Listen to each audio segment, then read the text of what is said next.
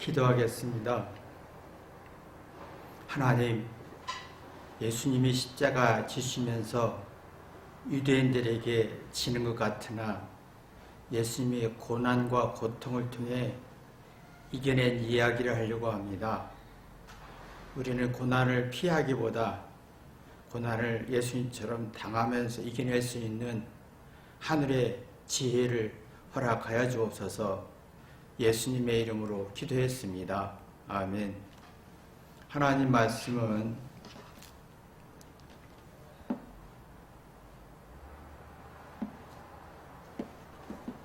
요한복음 19장 25절부터 27절까지 말씀을 봉독하겠습니다. 예수의 십자가 곁에는 그 모친과 이모 글로바의 아내 마리아와 막달라 마리아가 섰는지라. 예수께서 그 모친과 사랑하는 제자가 곁에 선 것을 보시고 그 모친에게 말씀하시되 여자여 보라 아들이다 하시고 또 제자에게 이르시되 보라 내 어미라 하신데 그때부터 그 제자가 자기 집에 오시니라. 아멘. 예수님은요, 유대인들이 생각할 때는 예수님을 십자가에 죽고 고통으로 희생시켰기 때문에 정치적 이익을 얻어서 승자라고 생각했습니다. 예수님은 이제 희생양이 되었고, 근데 이런 구조가 세상에도 있잖아요. 우리는 누군가를 희생시키고 고통을 주고 위협을 주고 두려움을 주면서 이익과 자존심을 챙기려고 하잖아요. 참 이게 유대인들의 사고가 굉장히 강합니다. 자녀를 어쩌면 교육시켜서 성공해서 내가 자랑스러운 인정을 받고 싶은 것도 하나의 이런 논리일 수도 있어요. 내 아내가 내 남편이 성공해서 고생해서 내게 영광을 돌려달라. 이것이 이제 사랑법일 수도 있어요. 근데 이게 세상의 논리고 악한 논리라는 거지. 근데 우리는 참 누군가를 희생시키고 고통을 주면서 자기 이익과 전심을 취하려고 하잖아요.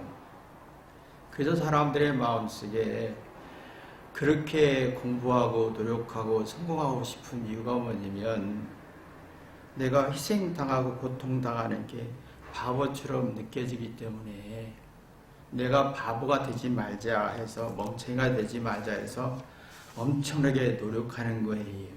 당할까봐. 아이들이 이렇게 공부도 잘하고 돈을 벌고 싶고 성공하고 싶고 예쁘고 싶은 것도 내가 당해서 바보가 될까봐.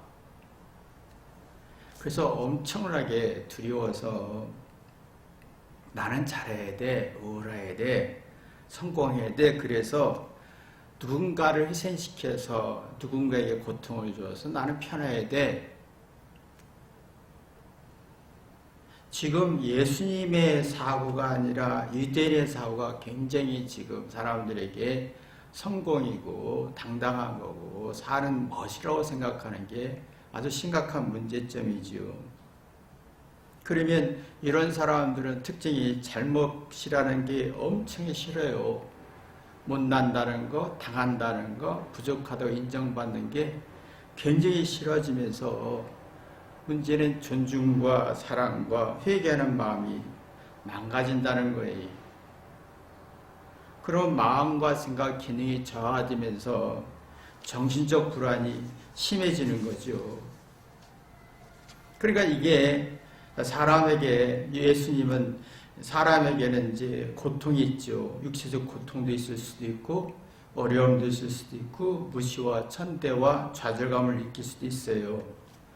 근데 이게 100이라고, 이게 정확한 데이터 기준은 아니지만, 한 예를 든다면, 육체적 고통으로 인해서 어려움과 무시와 좌절과 열등감과 부족함에서 고통과 불쾌함이 100이라고 생각하면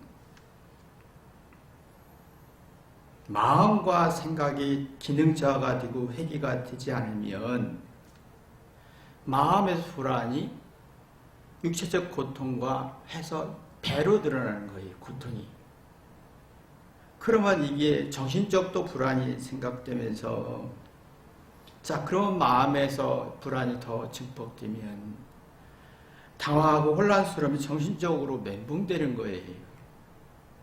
그리고 이성적 판단보다는 정신적 멘붕에서 오는 고통이 또 백이라고 생각합시다.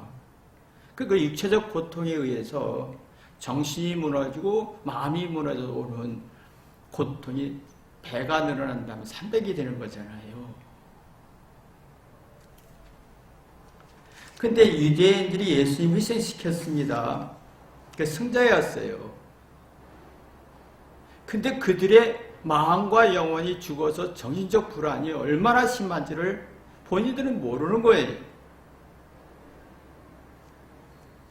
지금 거의 사람들의 마음속에 다 누구를 희생시키려고 하잖아요.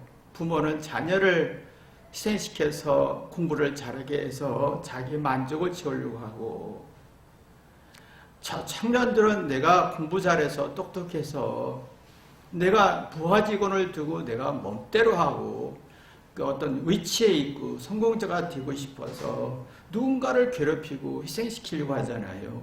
근데 여기에서 특징이 마음이 무너진다는 거예요.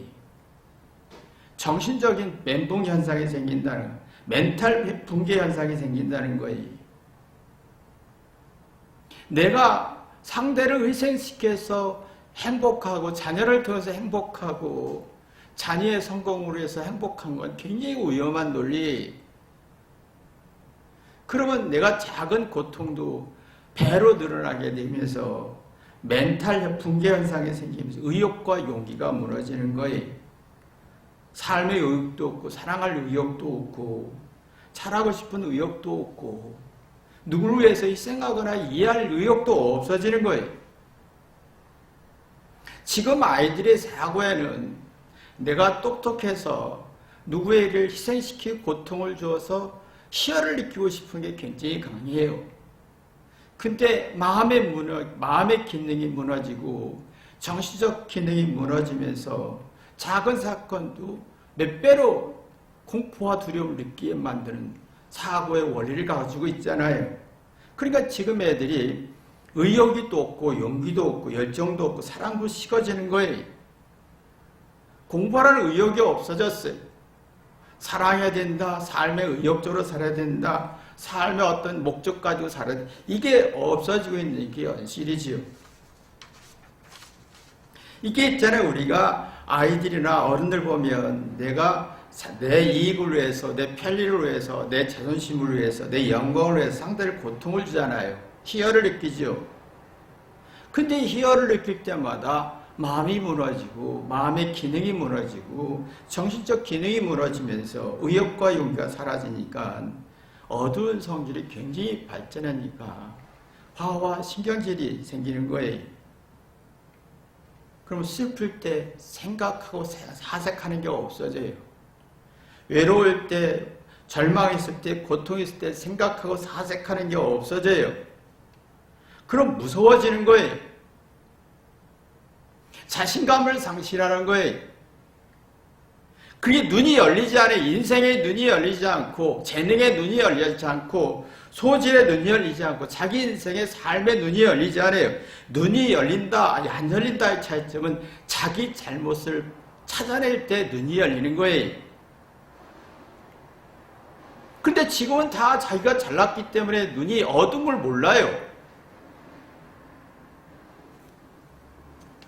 인생에 눈 뜰 때 나중에 뭐라고 하냐면 내가 인생에서 살아오고 눈 떠보니까 내 잘못이 너무 많더라. 잘못을 나이 들수록 인식할 때가 눈 떠지는 거예요. 아이들이 수학이든 영어든 잘못을 찾을 때 아 이거였구나 라고 찾아지는 게 눈이 떠지는 거예요. 근데 이게 지금 나의 이익과 자존심과 어떤 편의를 위해서 누군가를 희생시키고 고통을 주고 아픔을 줄 때 이 기능이 마비되는 거예요. 예수님은 당했어요. 바보죠. 우리가 볼 때는 바보예요. 능력이 없는 것도 아니고 신적인 능력도 있고 사람들이 인기도 있었어요. 당했어요. 왜? 사랑 때문에. 사람이요, 사랑 때문에 희생당하면요, 마음의 기능이 건강해져요. 그래서 어떤 고난이 벽에 올 때 마음으로 방어하는 능력이 생겨요. 이해하고 깨달아서 눈이 열려요.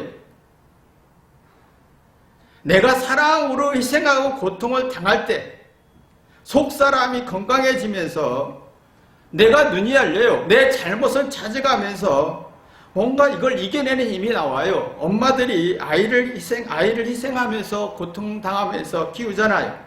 그래서 점점 눈 뜨는 게 뭐예요? 아이가 아플 때 내가 뭐 잘못했나 하고 현명해지고 사색이 깊어지고 사랑이 이렇게 우러나죠. 그 고통이 아이를 키우면서 오는 고난이 고통을 느낄수록 눈이 열리고 인생의 눈이 떠져야 되는 거예요.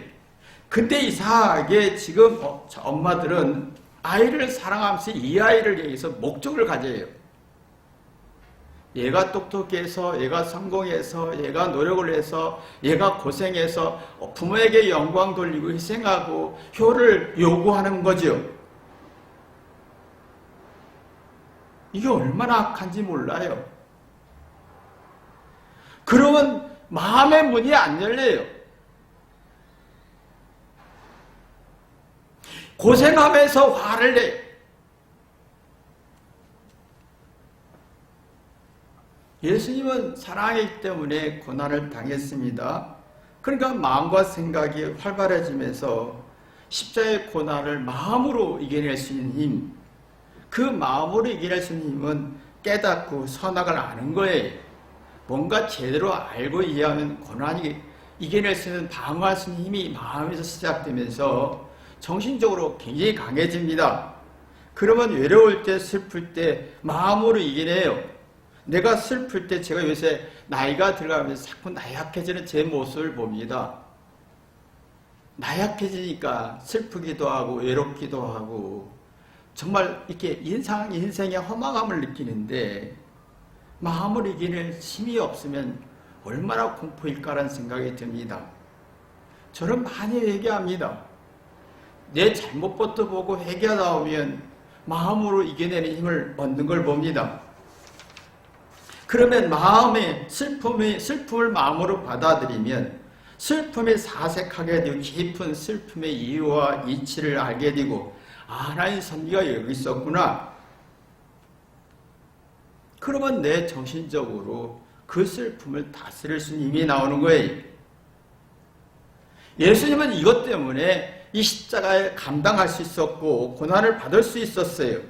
사랑하는 힘 때문에. 근데 이런 힘이 우리에게 나와야 되는데요. 예수님은 지금 당한 같으나 승자였습니다. 고난으로 승자였어요. 우리는 고난을 안 받으려고 하다가 패자가 되는 거예요. 내 고난을 내가 안 받고 남에게 넘기려고 하다가 패자가 되는 거예요. 근데 예수님이 여기에서 메시지가 있습니다. 내가 고난을 받았을 때 상대가 어떻게 반응하는가에 따라서 선악이 결정되는 거예요. 자, 내가 고난받고 희생당하고 불이익당했을 때 사람들은 희열을 느낍니다. 아, 저 바보 아냐? 그러나 그 속에서 회개하는 사람이 있습니다. 나 같은 사람 때문에 내 아내가, 내 남편이, 내 부모가, 내 자녀가 고통스럽네 하면 열심히 나와, 열정이 나와요. 그리고 그 열정이 정신을 차리게 해요.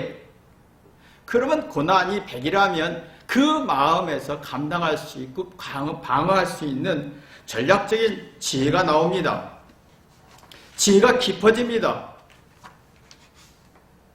근데 이 지혜가 깊어지면서 이게 우리 안에서 뭔가 새로운 에너지가 나오는데, 그러면 여기서 누가 나를 사랑해주고 행복을 주는 것이 아니라고 합니다. 좋은 조건, 좋은 어떤 행복, 돈, 성공, 이게 내게 행복을 주는 게 아니라고 합니다.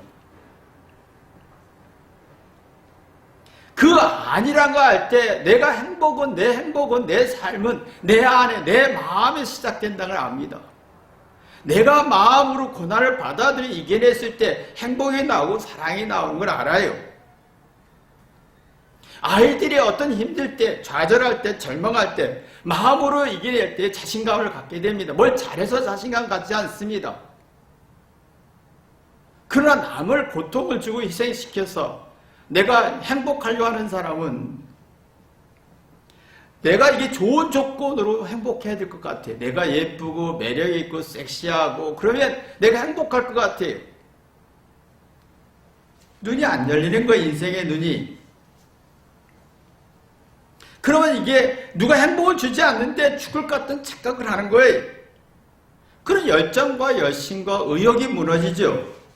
그리고 의존성은 발전합니다. 의존이라는 건 뭡니까? 의지에서 힘을 얻는 건데 의지할수록 회개하고 차례들고 성숙해서 더 열심히 살아야겠다라고 하는 힘을 얻는 건데 근데 의존해서 힘이 빠지는 사람이 있어요. 내가 남자니까 여자니까 예쁘니까 똑똑하니까 주장하는 사람 있지요.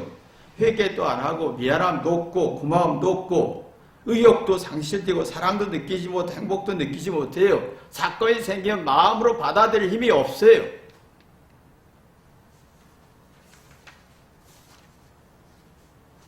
그러면 이런 사람들은 과거에 매여서 과거에 잘한 걸 계속 반복 앵무새처럼 말하지요. 눈을 못 떠요. 인생의 눈도 못 뜨고 믿음의 눈도 못 뜨고 산다는 게 왜 공부하는지 왜 이렇게 해야 하는지 자기가 뭔가 하는 것에 눈을 못 떠요.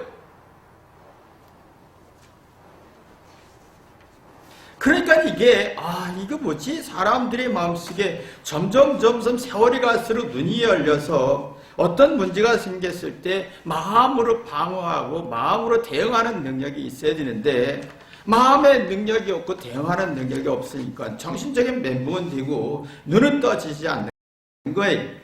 왜 사는지 왜 이렇게 하는지 왜 공부를 해야 하는지 눈 떠지면요 이유를 이해하지요. 그러면 상대의 고통과 아픔을 이해하죠. 근데 눈을 떠지 못하면 자기 잘한 걸 주장하는데 이해를 못하니까 답답한 거예요. 답답하고 스트레스 받는 거예요. 진정한 사랑과 자신감은 잘해서 얻는 게 아니라 내가 매력있고 긍정적인 말에서 자신감 갖고 사랑을 느끼는 게 아닙니다. 눈이 떠질 때 자신감 갖고 사랑도 느끼고 행복을 느낄 수가 있는 거예요. 그러면 내 인생의 시행착오와 잘잘못을 반복하면서 이 진리의 퍼즐이 맞춰지는 거예요. 논리의 퍼즐이 삶의 퍼즐이 맞춰지는 거예요. 잘잘못의 퍼즐이 맞춰지는 거예요. 이 퍼즐에 맞힐 때 내가 뭐지? 엄마가 왜 그랬지? 예수님이 왜 그랬지? 이게 눈 떠지는 거예요. 근데 우리는 퍼즐이 맞춰지질 않아요. 예수님은 십자가의 고통을 맞으면서 사랑으로 고통을 받으면서 눈이 떠졌어요. 그러면 이 눈이 떠졌을 때 육체적 고통이 100이라면 마음으로 방어하고 대응하는 능력이 있기 때문에 고통을 함께 할 수 있었던 겁니다. 근데 눈이 안 떠지면 고통이 함께 하는 게 싫지요. 창피한 게 함께 하는 게 싫어요. 부족한 게 함께 하는 게 싫어요. 그래서 공부도 하고 더 열심히 돈을 모으고 더 열심히 성공하고 싶으잖아요. 근데 문제는 고통을 이겨내지 못한다는 거예요. 그럼 누가 나를 고통을 해결해 주기를 원하지요? 돈이 있어서 성공해서 잘나면 뭔가 고통을 해결할 것 같지요? 근데 이미 마음에서 무너져 있기 때문에 작은 고통도 100배로 느낄 수도 있어요. 그러니까 이게 그럼 상대의 고통을 이해할 능력이 없어요. 그래서 아이들의 마음속에 뭔가 하고자 하는 의욕이 무너졌고 우울함에 초점이 맞춰지니까 마음이 무너졌지요. 정신적으로 멘붕의 현상 생기지요. 고통을 견딜 수가 없지요. 그러니까 자기가 왜 공부해야 하는지 왜 살아야 하는지 눈이 안 떠지는 거예요. 눈이 떠지면 자기 잘못을 받아들여요. 그리고 상대의 고통도 이해합니다. 교감합니다. 그러면 내가 상대의 말을 하나를 들어도 30배, 60배, 100배를 이해하고 창의적인 아이디어를 가져와요. 그래서 컨디션이 좋지요.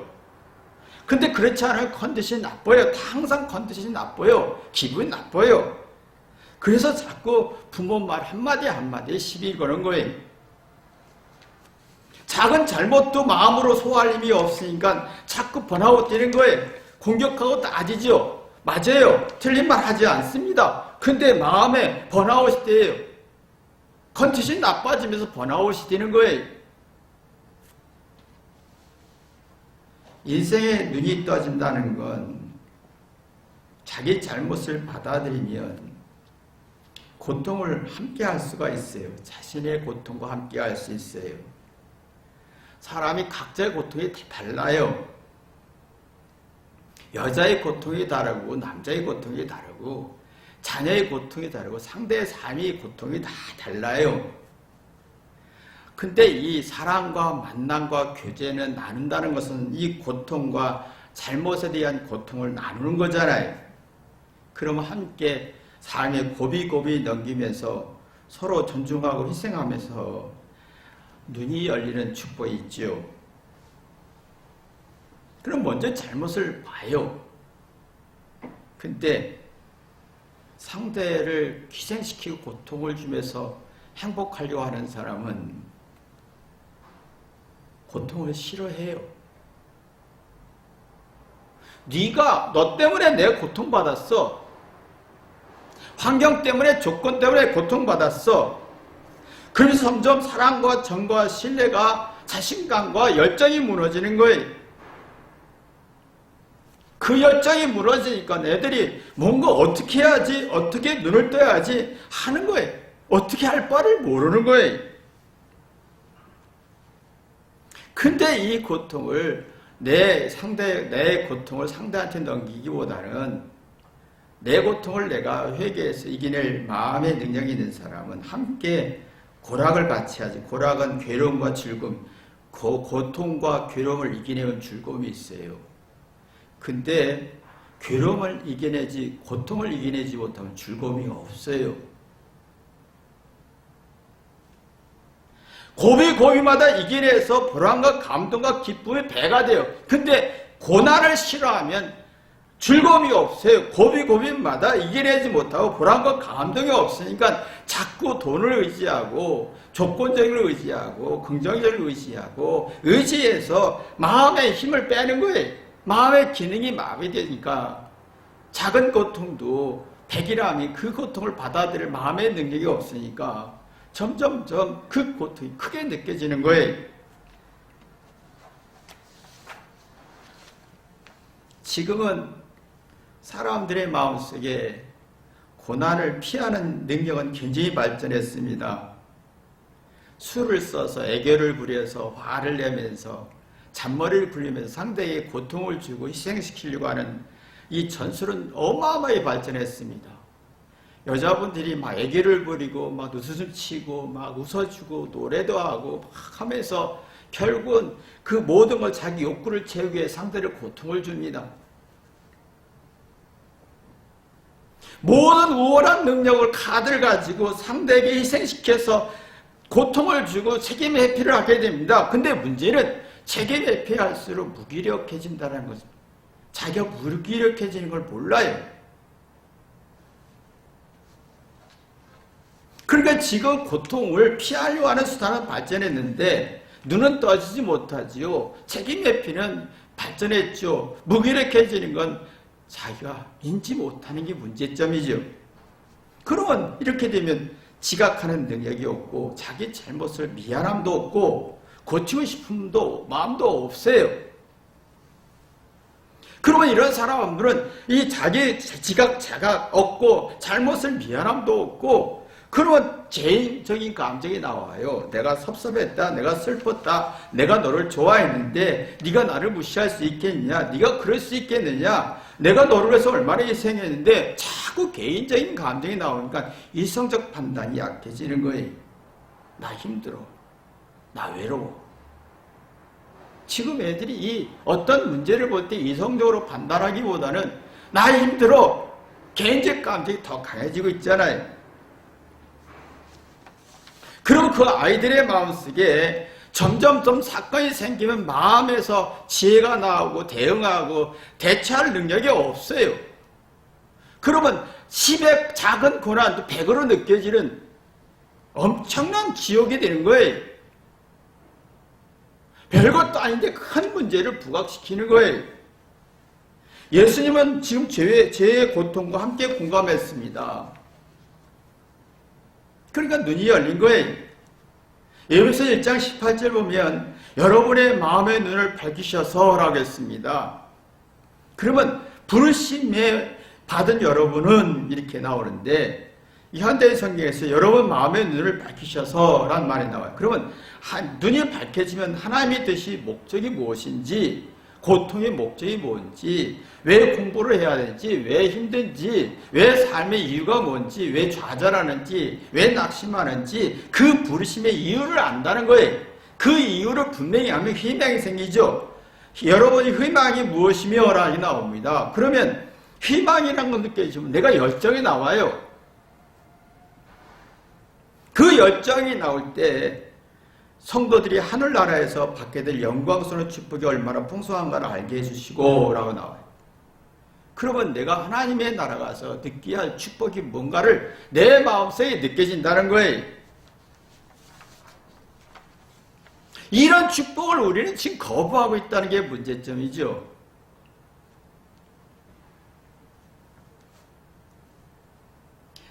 자녀를 낳을 때 부부가 참 희생하고 자녀를 낳으면서 많이 미안해하고 서로가 사랑하기 때문에 신호처럼 미안하고 그게 생각하잖아요. 서로가 고난과 고통을 함께 해야 되는 시기에 그래서 내가 더 열심히 모아서 돈을 모아서 함께 고생해서 자녀를 낳고 집을 사고 이런 시절이 있었어요. 근데 지금은 완벽해야 돼요. 집이 있어야 되고 남편이 고생해야 되고 아내가 고생해야 되고 서로 이기적 계산이 너무 빨라요. 상대를 희생시키고 고통시켜서 자기 만족을 채우는 계산법이 너무 빨라졌어요. 그러면 갑의 성질을 갖는 거예요. 근데 서로가 고통을 감당하려면 을의 성질을 가져요. 갑의 성질은 다르고 을의 성질은 다른 게 고생하고 겪을수록 열정과 지혜와 눈이 열리죠. 을의 성질은. 근데 갑의 성질은 고생하면 갈수록 원망하고 불평하고 우울증에 이혼에 갈등에 자녀를 버리는 현상까지 생기는 거예요. 그래서 서로가 고생이 싫고 일도 싫고 희생도 싫고 하다 보면 책임이 배제되다 보면 마음의 기능이 저하돼서 작은 일도 이게 감당할 힘이 없으니까 심신이 약해지는 거예요. 모든 게 자신감이 없어요. 그냥 우울해요. 약해요. 감당할 힘이 없는 거예요.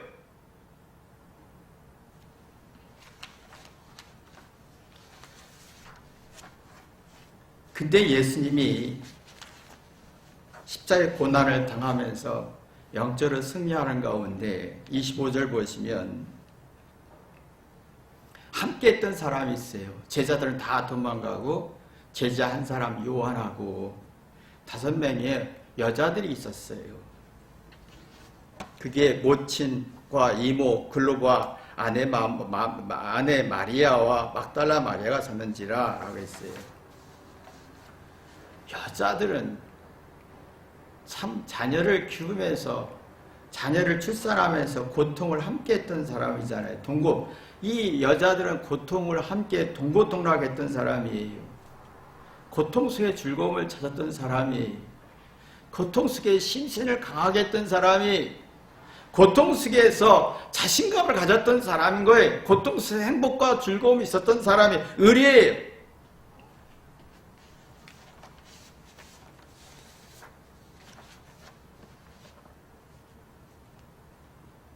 마음의 눈이 열려요.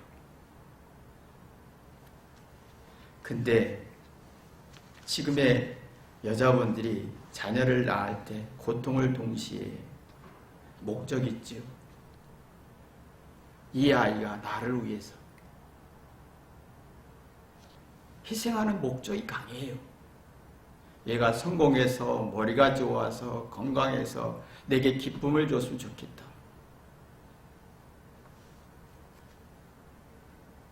고통을 이겨낼 힘이 없는 거예요. 고통을 이겨서 고통을 함께 승리한 기쁨을 경험한 사람은 현명해집니다. 이 현모란 말이죠. 여자들에게 쓰는 말인데 현모란 말을 써요. 현명함이란 말이에요. 사리가 깊다라는 거예요. 근데 자기의 어떤 자녀를 낳아서 고통과 함께 이기적인 목적에 들어가서 자녀를 희생시켜서 행복하려고 하는 사람은 현명함이 없어져요. 이기적이 되는 거예요. 현명함이 있는 사람은 부채의식을 가져요. 이야기 잘할 때 얼마나 얘가 잘하면서 내게 기쁨을 줬는데, 자녀는 기쁨을 주는 존재잖아요. 행복을 주고 기쁨을 주고 순수함을 주고 막 줘요. 근데 부채의식을 품어 가져야 되는데, 근데 부채의식이 없어요. 권력이 강해지지요. 자기 목적이 강하니까 권력이 강해지는 거예요. 부모가 부채의식이 있어야 되는데, 은혜의식이 있어요. 사랑의식이 있어야 되는데, 이게 있어야 아이가 자라면서 부모로부터 사랑의식, 부채의식, 은혜의식 속에서 자기 시행착오를 겪으면서 마음의 눈이 열리고 마음으로 감당할 수 있고 마음으로 견딜 수 있는 힘이 나오는데, 이게 무너진 거예요. 그러면 다시 자녀들은 부모를 희생시켜서 자기 이기적인 목적을 이루려고 하지요.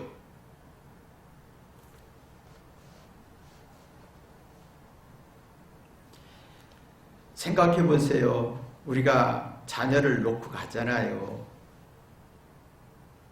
나는 떠나요. 자녀는 나중에 50년을 홀로 외롭게 살아야 되잖아요. 미안하잖아요. 기쁨을 준 자녀에게 나는 고통을 준 거예요. 생각해 보세요.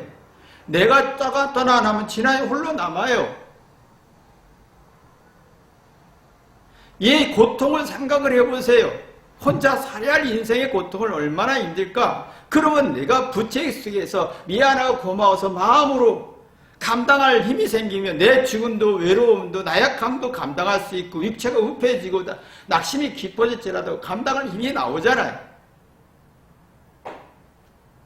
그러면 내가 회개합니다. 내 인생에 있는 것들을 고백할 수 있고 내 마음을 정리할 수가 있어요. 그러나 이게 안 되는 사람은 자녀의 희생과 고통은 생각 안 해요.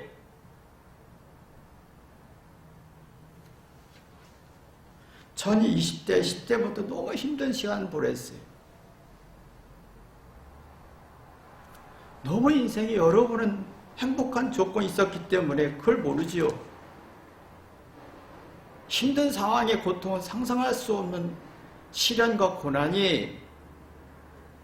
근데 지금 애들은 똑똑한 만큼 마음이 약해져서 우월한 좋은 환경과 조건은 많은 만큼 이 마음의 기능이 약해져서 작은 것도 감당할 힘이 없으니까 크게 느껴지니까 뭔가 생각과 지각과 이해하는 능력이 침체 현상이 생기는 거예요. 그러니까 부모를 이해할 힘도 없고 억울한 것밖에 없어요. 그래서 우울증이 심해지고 공황장애가 심해지는 거예요. 그러니까 예수님은 당어 같지만 승자였어요. 고난으로 승자가 되었고, 유대인들은 승리한 것 같았죠. 예수님을 죽였기 때문에. 결국 그들은 영혼은 다 죽었어요. 우리가 보면 우리 삶에서 이렇게 보세요. 정말 내가 진짜 인생의 눈이 떠지고 마음의 눈이 열리고 성경의 눈이 열리고 삶의 눈이 열리고 자녀를 바라보는 눈이 열렸나? 안 열렸어요. 그러니까 어떤 문제가 생겨도 고난이 있어서 그럼 크게 견딜 수가 없잖아요. 우월한 지식이 있어도 사고가 침체됐으니까, 생각하는 게 침체됐으니까 우월한 지식이 아무 의미가 없는 거예요.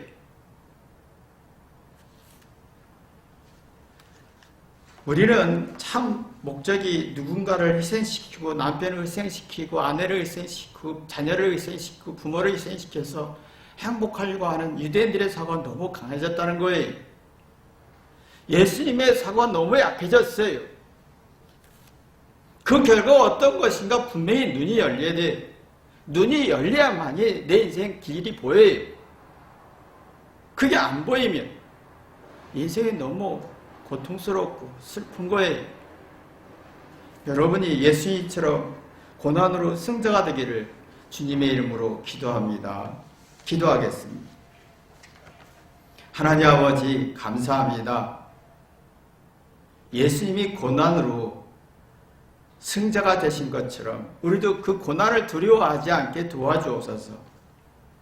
근데 우리는 고난이 싫고 두려워서 남에게 희생시키고 고통을 전가하고 이게 사랑이고 행복이고 이게 잘 사는 거로 착각합니다. 근데 유대인들을 싫어하지만 우리는 유대인들의 사고 구조를 가지고 삽니다. 예수님은 좋아하지만 예수님의 사고 구조를 싫어합니다.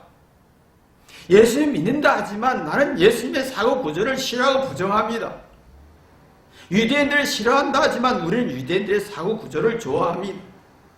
이 모순을 회개하고 눈뜨게 도와주옵소서. 예수님의 이름으로 기도했습니다. 아멘.